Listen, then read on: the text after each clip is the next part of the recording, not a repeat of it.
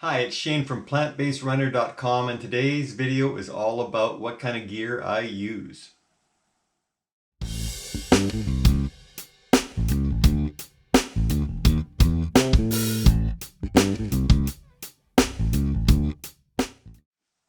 Okay, as somebody who's been in this business for over 30 years, a lot of time is spent talking about gear, and a lot of times people will ask me what gear I use, to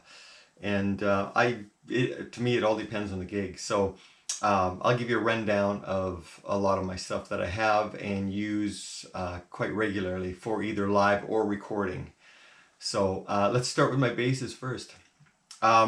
Here's the very first bass I ever bought, and there is a video that I'll put in the link below of this bass because it has quite the story. I wanted to play bass, and there was no money to buy one, and so I ended up picking beer bottles and pop bottles out of the ditch to go to this bargain basement of this store where this bass was, and I think it was $25, and it played like a $25 bass. It still does, but there's a long story where it was sold, and the person that bought it actually got it back to me. So it came back 30 years after that, and it's just cool. I never play it. It's not the greatest sounding, and for recording or live, it's just for nostalgia purposes, and it's nice to have your first instrument. Next up, I have an Eastwood semi-acoustic 4-string bass. I think it's called a 4-string classic, or just a classic, I think. And this has a great woody tone. It has that kind of 60s tone especially when you're playing with a pick and using your hand to mute. It has that real Carol Kay sound, and it's such a unique bass. I love it. I just love everything about it. And there is a video I have of me when I first plugged it in. I started playing something that really to me sounded great, and then later on found I was just basically ripping off a song that was a hit. So you may want to check that video out. It's pretty funny. Next up is my beloved P bass. It's a 1978 precision bass, and the story behind this bass, apparently it sat most of its life in a studio in Iran, and when the studio owner, I guess, emigrated here, brought the bass with him, and then traded it in. So it's seen a lot of the world, this bass, and I love it. It's just got a unique look, and it sounds great. It's got that great P bass sound, and I've actually upgraded the pickups on this one to Reimer pickups. And Reimer is a company in North Vancouver, Canada, and Dave is a master bass builder, and I'm actually getting a bass built by him. First one of my entire playing life. I've never had a custom built bass, and this guy builds the best basses I've ever played, and to have him actually handcraft one for me is such an honor and so exciting at the same time. But he also hand wires pickups. He does it old school, and they sound amazing. So if you're thinking about pickups, I would suggest you talk to him, because yes, you can go the store-bought route, and there are a ton of great pickups there, but Dave Reimer knows his stuff, and he knows if you explain what you're looking for, a sound, he knows how to hand wire a pickup to help get that sound. So that's my 78 P bass. Next up is my I gotta be careful here. It's Maruszczuk, I believe. They're made in Poland. They're handmade in Poland, and I got this through a dealer on Vancouver Island, and it fits a little section of my arsenal where it has a unique sound. It's just think of jazz fusion, that kind of more mid-range tone that you tend to hear on those recordings.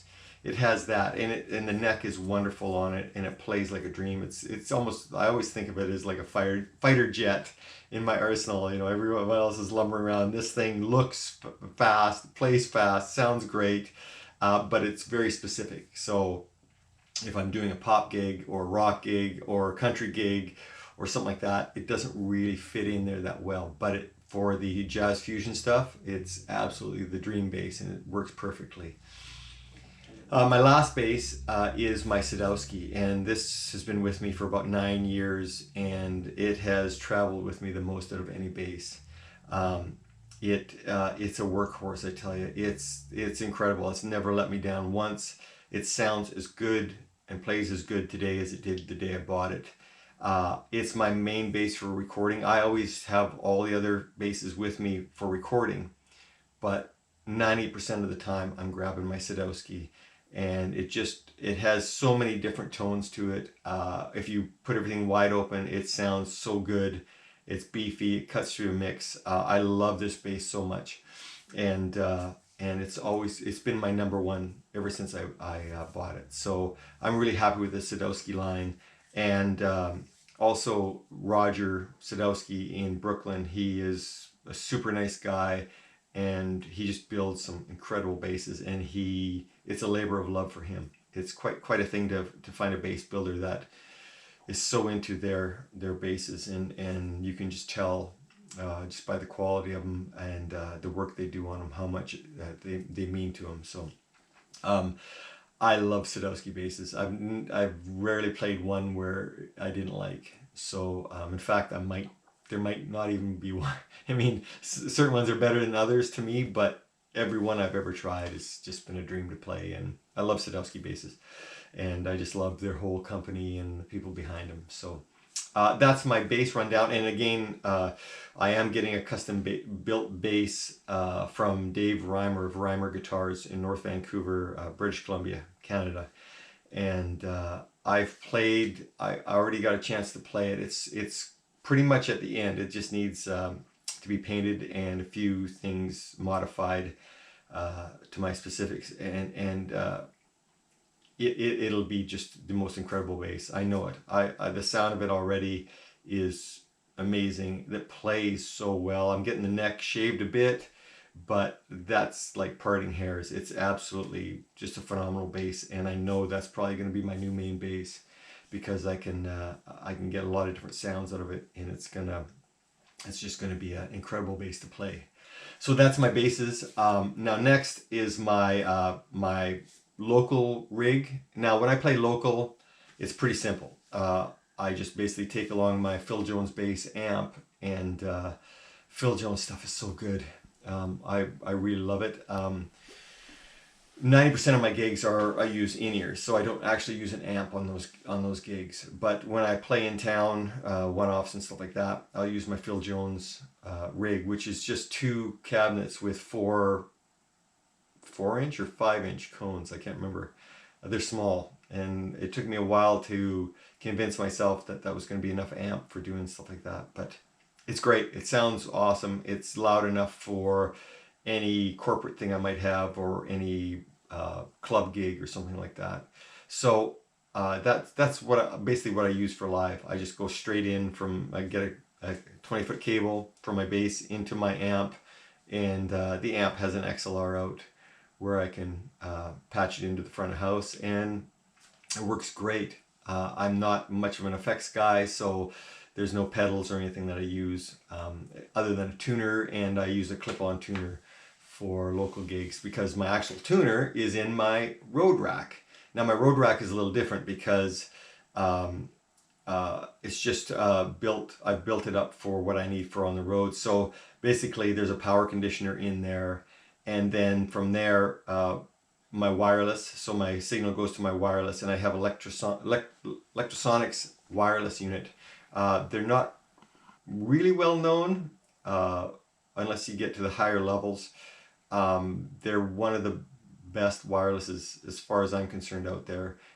You pay a premium for it, but I've never had a problem with it, and they're rock solid. I think they're basically built for the film and TV industry, and but it's extremely high quality, high end, and of course there comes a cost with that. But I tell you, I've never had the problems other people have with their wireless systems on the road. So for me, it's worth it just for that peace of mind. That goes into my radial bass bone that I use as a bit of a preamp to color the sound a little bit, and the Radial stuff is by far the best stuff out there, in my opinion. I full disclosure, I do have a deal with them, but it was after years and years and years of using their equipment. Um, Honestly, it's bulletproof, their stuff, and it always sounds great. So from there, there's a little loop out to a tuner, so I can mute everything in tune. And then from there, it goes to my Radial Firefly DI, and boy, this is one of the best things I've ever bought for my rig. It's a tube DI. It took a long time for them to come up with a tube DI, and once they did, they just made it so good right out of the box. I mean, it's so warm and punchy sounding, and it really makes everything come alive, and it makes everything that's going to the front of house a lot easier for the engineer to deal with. And regular DIs are great, and I've used one for years. Tube DI just adds a little bit more warmth and punch to it. The downside is there is a tube in there, so sometimes they can fail, but I've never had it fail yet. So, and if it does fail, the type of tube it is, every music store carries it, so it's a really easy fix if it ever did go down, but it hasn't. And Radial are so good; they stand behind all their gear, and like I say, I've never had a problem with any of that stuff. So that covers my road rig, my local gig, my basses. The only other thing is my strings. Now, full disclosure again, I have a deal with D'Addario, but before I had a deal with D'Addario, I use their strings all the time. I mean, I went through periods where I used some of the other companies, but long ago I kind of latched on to D'Addario strings, and I loved them. Loved them as soon as I played them, and ended up getting a bit of a relationship with the company, and in turn they are giving me an endorsement deal, and doesn't mean I get them for free, but I do get a break on them, and whether I had a deal or not, I definitely would use them. And these are the new ones, the NYXLs. They came up with them a year or two ago, and I absolutely love them. I love them so much. They last, they sound great, they play great. It's just, you know what, I'm so comfortable with these strings, I can't imagine using anything else. Obviously, depending on the instrument, some I have, like my precision bass, I have what's called half flats. So they're half round, half flats. They're not as dull as a set of flat wounds, and they're not as bright as round wounds. So they're kind of a nice in between, and you can get a really nice old style precision bass sound out of them, as well as you can have a little more bite. And my Eastwood there has flats on it, so it just to give that old tone to it. So, but those are all the D'Addario made strings as well. So I just love their quality. And you know what, strings are such a personal thing. Everybody has their ones they like, and I don't, you know, in this day and age, if you're going with a brand company, there's not too many bad string companies out there. It's just whatever you like best, and a lot of times it's whatever your first purchase is what you'll stay with, you know, other than specialty purchases for different strings. I know some people, you like a certain type of flat wound that are pricey, but for studio they do make a difference. So some people will change all that up. So it's whatever you are comfortable with and you like, and there's nothing wrong with trying a set of these out and then going to a different brand of string and trying that out, and you know, and they all come in different gauges. I use, on my 5 strings, I start at a 45 to 130. That means, you know, how thick the strings are. These are medium, so you can get heavier ones, you can get lighter ones, and there's 4 or 5 different gauges that you can get, and just play around with them. You know, if you have a really heavy, if you play hard, you want a little heavier. If you're a light player, of course, you want to go lighter, and different things, different genres call for different gauges of strings. So you have to figure that out on your own. But it's really hard to walk into a music store and buy a bad set of strings anymore. Again, you get what you pay for, but even the cheaper ones, they're still pretty good strings. And it all depends on what you're doing. If you're a studio guy, you're going to be spending money on the good strings. If you're playing clubs and the PA isn't that great and your gear isn't that great, well, you know, buy what you can afford. But all this stuff is things I absolutely love. And I would be playing it regardless if I had a deal. Most of this stuff I don't have deals with, but I suss it out because I love the sound of it, and everyone's unique and everyone has a place. So that's my gear. That's basically my gear for live and local playing, and of course for recording. I use all those basses in a different way, and the signal chain on my recording is different than live, and I'll get into that in another video, my whole home studio setup. And also there will be a video on what to expect when you step into the studio for the first time, because it's a bit daunting. I remember my first time in there, boy, I was nervous, and I still get nervous on studio calls because you know, you're required to provide a service, and time is money, and you're under the pressure. So having these basses make it a lot easier, because I can hear the demo and I'll know pretty much right off the bat which bass I'm going to use for that.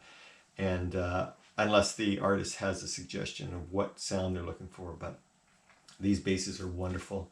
I'm honestly in want of nothing else. I mean, there's always a bass out there that's going to sound different and might be cool for your arsenal to have. But the gear I have has been years and years and years of trial and error and upgrading, downgrading, and everything else, just to find what works for me. And this is all gear that absolutely works for me and has made my my playing a lot better and easier, and has made everybody else's life easier, because there's nothing worse than bad sounding gear trying to get it to sound good. So you might as well, if you're in that spot, you might as well get the best you can afford, and everybody will be happy. So there you go. That's basically all the gear I use.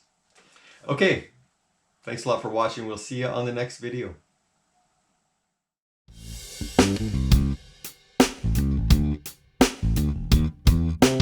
Hey, if you like this video or any of the others I've done, hit that subscribe button. And if you're looking for bass lessons, head on over to my website, plantbassrunner.com. Go to my contact page, send me a note. We'll work something out. Thanks for watching.